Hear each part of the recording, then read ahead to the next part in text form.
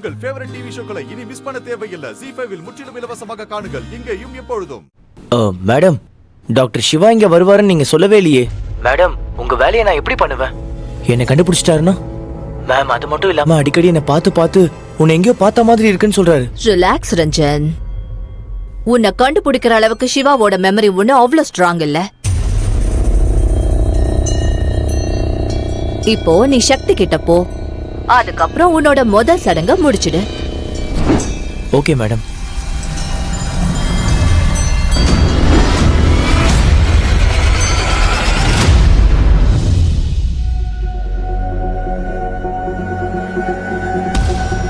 என் போனை கொடுக்குறீங்களா? மாம், நீங்க ஏன் போய் சொன்னீங்க? உங்களுடைய போன் பர்ஃபெக்டா வேலை செய்யுது.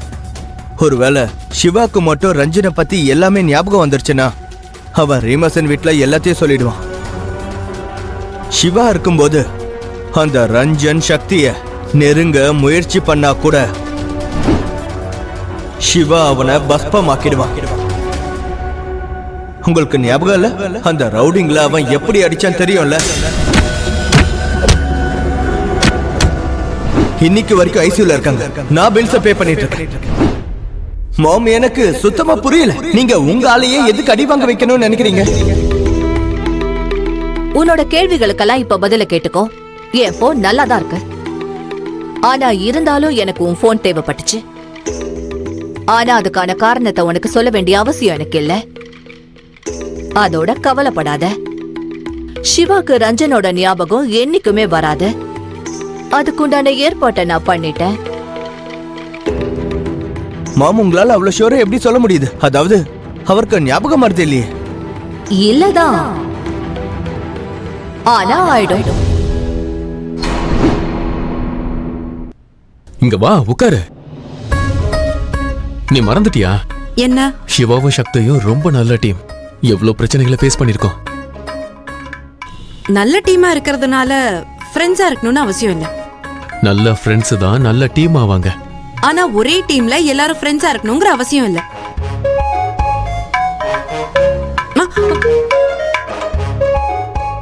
ஆமா, நீ சின்ன வயசுல இருந்தே பிடிவாதக்காரியா இல்ல இப்பதான் மாறிட்டியா? நான் தான் சொல்றேன்ல, நீங்க என் கையில அடி வாங்க போறீங்க.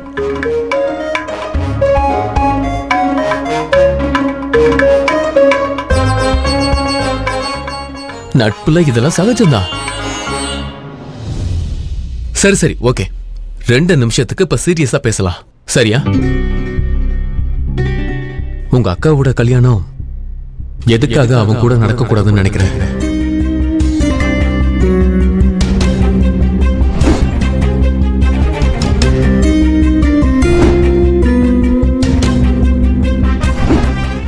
இப்ப நீங்க கஞ்சத்தனம் பண்ணீங்கன்னா அங்க உங்க பொண்ணோட வாழ்க்கையில சந்தோஷத்துல குறைகள் இருக்கத்தான் செய்யும்.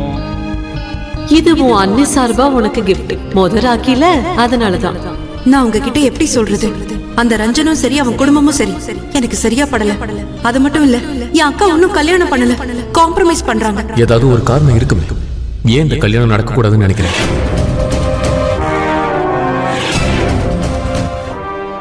மறந்துடாத, சிவாவும் சக்திக்கும் ரொம்ப ஸ்ட்ராங்கான டீம். அவங்க நினைச்சாங்கன்னா யார வேணாலும் ஒண்ணு சேர்க்க முடியும். அதுவே தப்பா இருந்தா கல்யாணத்தை நிறுத்தவும் முடியும்.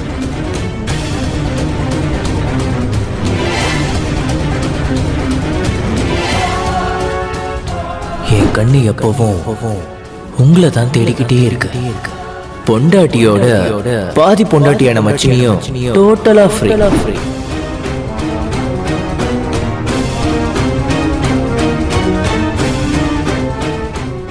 இந்த ரஞ்சன் ஏன் இப்படி ஒளிஞ்சுக்கிட்டே இருக்கான்? எனக்கு உண்மையிலேயே ரொம்ப பயமா இருக்கு. என் அக்காவுக்கு ஏதாவது பெரிய பிரச்சனை ஏற்பட போதா என்ன? நான் இந்த கல்யாணத்தை எப்படியாவது தடுத்தே ஆகணும். ஆனா எப்படி?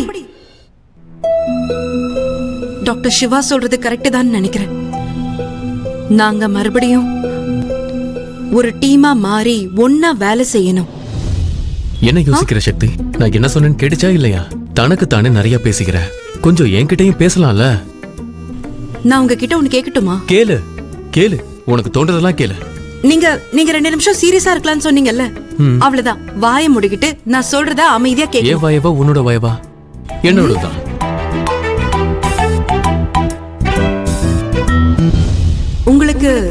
ரஞ்சனை எப்படி தெரியும்?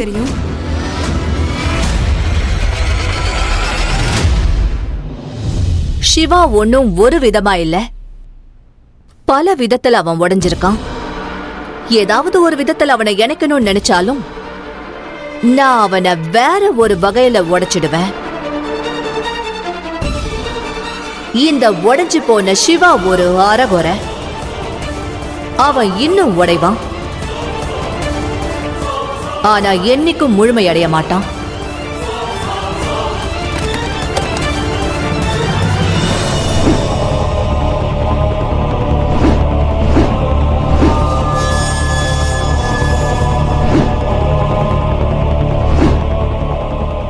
இது என்ன மாம்?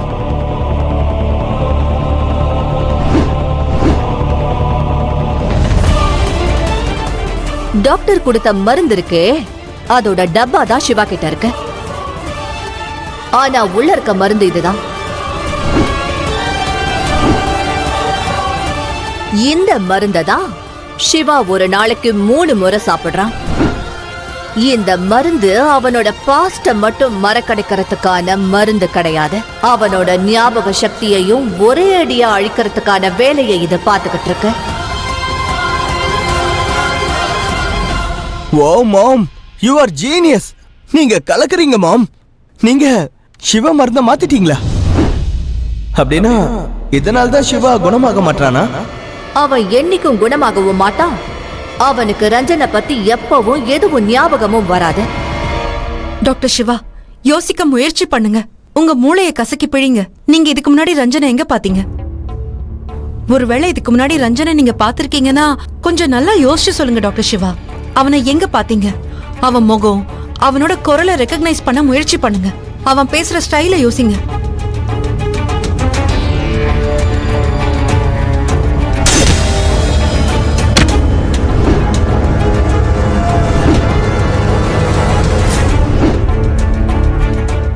ஞாபகம் வந்துருச்சா?